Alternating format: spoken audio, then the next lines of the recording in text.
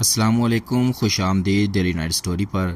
اگر آپ کو جنات، دیہوں اور خوفناک مگر سبق آموز کہانیاں پسند ہیں تو فوراً ہمارے چینل کو سبسکرائب کریں اور بیل آئیکن دبا دیں تاکہ آپ کو ہماری ہر نئی کہانی کی اطلاع فوراً ملے۔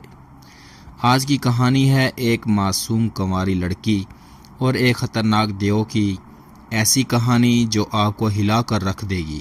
ایک گاؤں کی اندھیری رات میں جنم لینے والی ہولناک حقیقت۔ یہ قصہ ہے خیبر پختونخوا کے ایک دور افتادہ گاؤں بیدری کا، جہاں پہاڑوں کے سائے اور جنگلوں کی خاموشی میں کئی صدیوں پرانے راز چھپے تھے۔ اسی گاؤں میں رہتی تھی ایک 17 سالہ لڑکی جس کا نام تھا سلمیٰ۔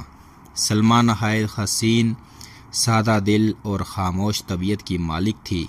اس کی معصومیت اور خوبصورتی کے چرچے پورے علاقے میں تھے، مگر سلمیٰ کے ماں باپ اس کی حفاظت کے لیے بہت محتاط رہتے، کیونکہ گاؤں کے بڑے بزرگوں کا کہنا تھا کہ پہاڑوں کے اس پار ایک دیو کا سایہ ہے اور وہ ہر 50 سال میں ایک کنواری لڑکی کو اپنا نشانہ بناتا ہے۔ ایک رات جب پورا گاؤں گہری نیند میں سو رہا تھا، سلمیٰ چھت پر چاندنی میں بیٹھی ستاروں سے باتیں کر رہی تھی۔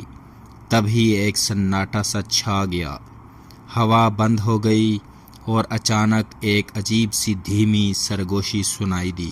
وہ ڈر کے مارے پیچھے مڑی، مگر وہاں کوئی نہیں تھا۔ اسی رات سے اس کے خواب بدلنے لگے۔ وہ ہر رات ایک ہی خواب دیکھتی، ایک کالا دیو جس کی آنکھیں انگاروں کی طرح دہک رہی تھیں، سلمیٰ کو بلاتا، تو میری ہے، تیرے جسم میں روشنی ہے، میں تجھے لے جاؤں گا۔ سلمیٰ کی طبیعت دن بدن بگڑنے لگی۔ وہ چپ رہنے لگی، کھانا پینا چھوڑ دیا اور اکثر راتوں کو نیند میں چلتی نظر آتی۔ ایک رات اس کے والد نے اسے قبرستان کے پاس پایا۔ وہ زمین پر بیٹھ کر کسی اندیکھے وجود سے باتیں کر رہی تھی۔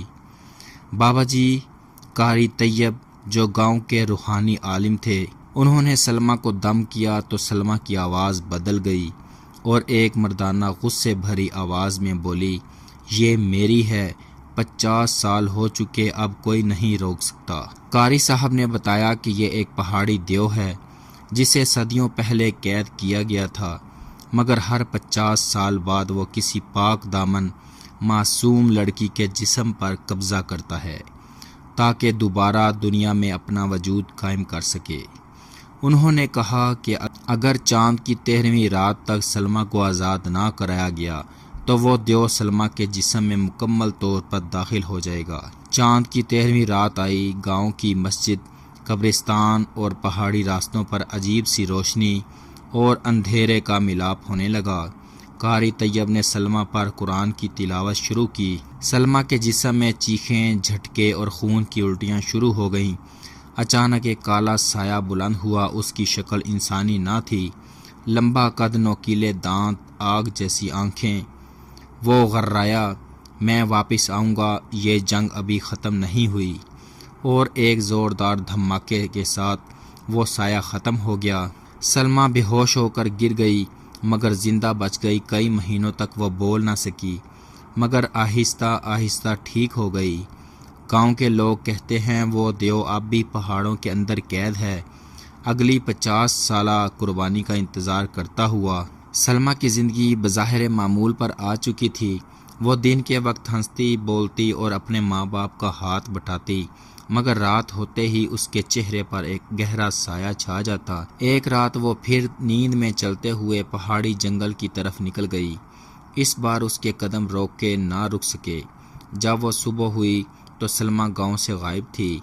اسی رات قاری طیب نے خواب میں دیکھا کہ وہی دیو جو سالوں پہلے بھاگ گیا تھا اب ایک نئے روپ میں واپس آ چکا ہے، مگر اس بار وہ اور زیادہ طاقتور اور مزید چالاک ہو چکا تھا۔ قاری صاحب نے فوراً گاؤں کے لوگوں کو جمع کیا اور کہا، دیو نے سلمیٰ کو پہاڑوں میں لے جا کر ایک پرانے مندر میں قید کر لیا ہے۔ وہ اب صرف سلمیٰ کو نہیں بلکہ ہر اس کنواری لڑکی کو چاہتا ہے جو پاک دامن ہے۔ پہاڑوں کے اس پار جہاں دن میں بھی دھوپ نہیں پہنچتی، ایک پرانا تباہ حال مندر تھا وہ مندر اب دیو کا ٹھکانہ بن چکا تھا۔ وہاں سلمیٰ ایک پتھر کے حلقے کے بیچ بیٹھی تھی، آنکھیں بند اور منتر پڑھتے ہوئے۔ اس کے گرد خون سے بنے دائرے تھے اور دیو اپنی شیطانی طاقت سے اس کے جسم اور روح کو مکمل قبضے میں لینے کی کوشش کر رہا تھا۔